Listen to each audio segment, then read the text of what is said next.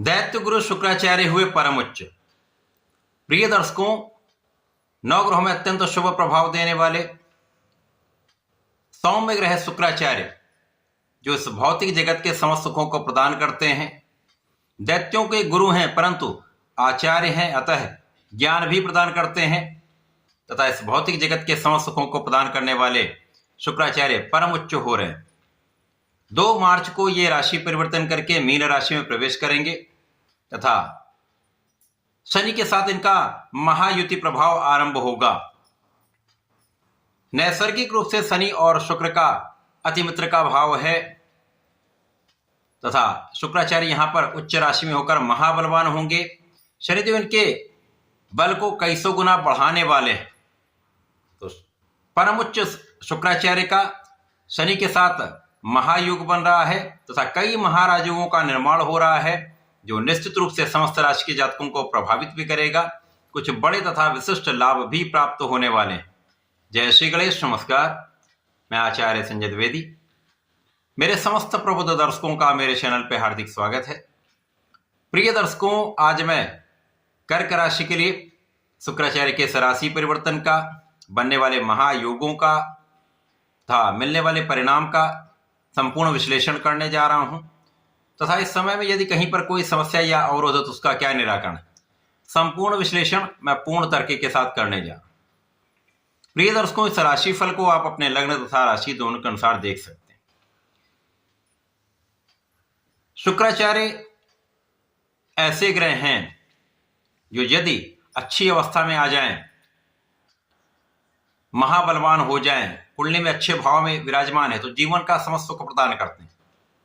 2 मार्च को राशि परिवर्तन करके कर्क राशि के लिए ये भाग्य भाव में गोचर करना आरंभ करेंगे। कर्क राशि गुरुदेव की उच्च राशि है और गुरुदेव की ही दूसरी राशि में जो मीन राशि है, यहां पर शुक्राचार्य का उच्च राशि में प्रवेश होने वाला है। अब यहां पर मालव्य योग बन जाएगा। मालव्य योग शुक्राचार्य का पंच महापुरुष राजयोग है जो जीवन के समस्त सुख प्रदान करता है। धन, ऐश्वर्य, वैभव, सुख, संपदा, भूमि, भवन, वाहन और जो भी मिलेगा वो बड़ी मात्रा में प्राप्त होता है। इसी प्रकार से शुक्राचार्य प्रेम, आकर्षण के कारक है, सौंदर्य के कारक शुक्राचार्य, स्त्री सुख, संतान सुख शुक्राचार्य प्रदान करते हैं तथा भोग विलास के भी कारक शुक्राचार्य। अब नवम भाव में कर्क राशि के लिए शनिदेव का गोचर चल रहा है और शनिदेव के साथ शुक्र का प्रभाव कई सौ गुना प्रबल हो जाता है। शनिदेव यहां पर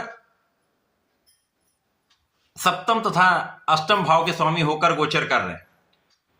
शुक्राचार्य यहां पर लाभ और सुख भाव के स्वामी, 2 बड़े और विशिष्ट भाव के स्वामी का गोचर महाबलवान स्थिति में भाग्य भाव में आरंभ हो रहा है।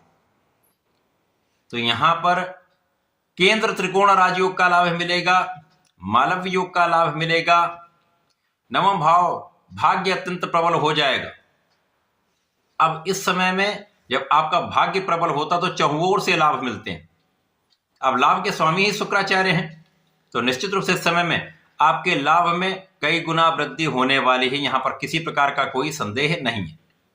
अभी तक जो शुक्राचार्य का गोचर चल रहा था वो आपके अष्टम भाव में था। अब अष्टम भाव, त्रिक भाव, यहां पर समस्त ग्रह निर्बल हो जाते हैं तो दोनों भाव, आपका लाभ था, सुख, दोनों भाव अत्यंत निर्बल था और राहु के साथ युति प्रभाव होने के कारण यहां पर ये जो भाव थे जड़ हो गए। यहां पर इसका कोई लाभ आपको प्राप्त नहीं हो पा रहा था।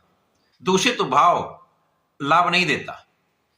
अब यहां पर ये महाबलवान होकर आपको धर्म का आचरण भी कराएंगे, भाग्य का संपूर्ण साथ भी मिलेगा, आपका परिश्रम भी बहुत अच्छा हो जाएगा। और जब भाग्य और परिश्रम का समावेश हो जाता है और शनि कर्म प्रधान देव है, शनि इस भाव को अत्यंत प्रबल कर दें तो आप बहुत कर्मठ रहने वाले, आप बहुत पराक्रमी रहने वाले, आप अपने लक्ष्य पर केंद्रित रहने वाले हैं। तो इस समय में आपको अपने कार्य क्षेत्र से संपूर्ण लाभ प्राप्त होगा। कुछ ऐसा भी लाभ मिल सकता है जो अचानक आपको मिल जाए।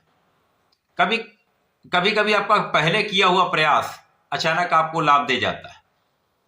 अचानक पद की प्राप्ति, अचानक धन की प्राप्ति, अचानक पैतृक संपत्ति से धन की प्राप्ति या किसी अन्य साधन से धन की प्राप्ति होने का योग मिल रहा है। इसी प्रकार से इस समय में लाभ की निरंतरता आपको प्राप्त होने वाली है। आप जो भी काम करते हैं, आप नौकरी करते हैं, आप व्यापार करते हैं, आप किसी प्रोफेशन में हैं, तो सभी क्षेत्रों में आपको लाभ निरंतर प्राप्त होगा और निरंतरता बढ़ती जाएगी, जिससे आपकी समस्याएं कम होने वाली। इस समय में आपके पिता का भाव भी प्रबल होगा, पिता से आपको लाभ भी होगा तथा पिता का भी यहां पर मान सम्मान बढ़ने का योग बन रहा है। इस समय में लोगों का भी सहयोग मिलेगा, विशेष रूप से भाई बहनों का सहयोग मिलेगा, अच्छे मित्रों का साथ प्राप्त होता है तथा यहां पर शत्रु पक्ष निर्बल होगा। आपके पराक्रम को देखकर, आपकी क्षमता को देखकर शत्रु का पराभव हो जाएगा। आप अपने रोगों से मुक्त रहेंगे, कोई बड़ा यहां पर कष्ट आपको नहीं होने वाला, ना शारीरिक कष्ट है ना मानसिक कष्ट है। हाँ, यहां पर मन की जो स्थिति है वो कभी कभी उतार चढ़ाव वाली होगी, क्योंकि चंद्रमा की राशि, मन में उतार चढ़ाव ऐसे भी चलता है और जब जब ये दूषित प्रभाव में होंगे तो समस्याएं कुछ होंगी, कुछ मौसम के रोग की संभावना होगी, लेकिन कोई बड़ा कष्ट नहीं है। इसी प्रकार से इस समय में जिन जातकों के पास नौकरी नहीं है उनको नौकरी अवश्य प्राप्त होगी। इसी प्रकार से यदि आप नौकरी कर रहे हैं, अच्छा अवसर चाह रहे हैं, नई अपॉर्चुनिटी चाह रहे हैं, तो आपको अच्छा अवसर भी प्राप्त होगा।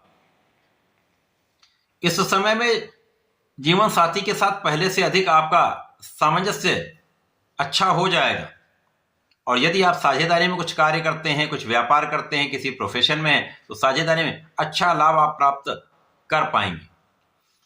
साझेदारी में जो समस्याएं आ रही थी उनका निराकरण यहां पर संभव होगा और आपका प्रभाव, आपकी क्षमता, आपकी योग्यता आपको आपके क्षेत्र में लाभ कराने वाली।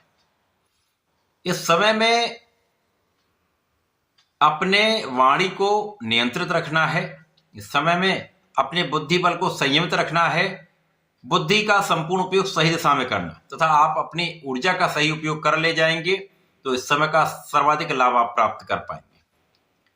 क्योंकि चंद्रमा की राशि में निरंतर परिवर्तन होता है, यहां पर मन भ्रमित हो सकता है, ये समस्याएं अवश्य आ सकती हैं, लेकिन भाग्य का साथ और इसके साथ साथ आपके कर्मठता का गुण आपको आपके क्षेत्र में लाभ तो अवश्य देगा और लाभ की प्राप्ति से, धन की प्राप्ति से आपके सुख साधनों में वृद्धि हो सकती है, आपके सुख संसाधन बढ़ सकते हैं, आप सुखों का लाभ तो अवश्य उठाने वाले।